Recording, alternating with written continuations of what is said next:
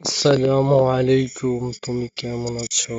আমি এসেছি, অনেক ক্লান্ত হয়ে গেছি এবং আমি এখন যাব। তুমি ঘরে সাবধানে থেকো, রাতে ঝড় উঠলে সাবধানে ঘুমাবে, জানালা বন্ধ করে এবং দরজা ভালোভাবে বন্ধ করে।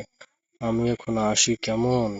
তোমার যেন এসব কথা মনে থাকে, তা না হলে চোর ডাকাতির দেশ ভরে গেছে, ডাকাতের আক্রমণ হতে পারে, তখন তোমাকে রক্ষা করার কেউ নেই।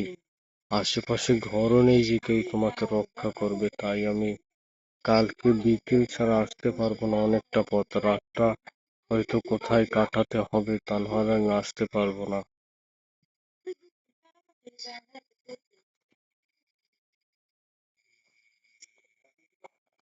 তারপর তারা দুজনে এগোতে থাকলো, তারপরে সে বলল তুমি সাবধানে থেকো, তারপরে মহিলাটিও বলল ঠিক আছে, আপনিও সাবধানে থাকবেন, অর্থাৎ তার স্ত্রী বলল।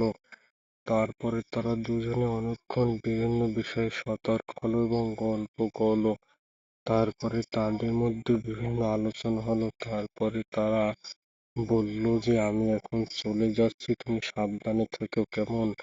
যদি কোনো সমস্যা হয় তাহলে তুমি পাশের বাড়িও যেতে পারবে না, তুমি সাবধানে থেকো এবং আমি কালকে বিকেলের মধ্যে চলে আসবো, কোনো চিন্তা করো না।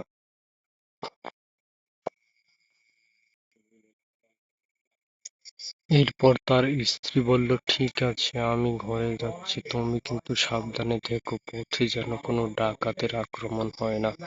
কোনো ডাকাত দেখলে তুমি কাফেলায় লুকিয়ে পড়বে এবং আত্মরক্ষার চেষ্টা করবে। ডাকাতেরা সর্বোচ্চ যেন ছিনিয়ে না নেয়, সেদিকে তুমি খেয়াল রাখবে। তারপরে সে বা নিজের উদ্দেশ্যে রওনা হলো এবং তার স্ত্রী বলল সাবধানে যেও, রাত হওয়ার আগেই কোথাও কাফেলায় পৌঁছে যাবে, তা না হলে ডাকাতের আক্রমণ হতে পারে।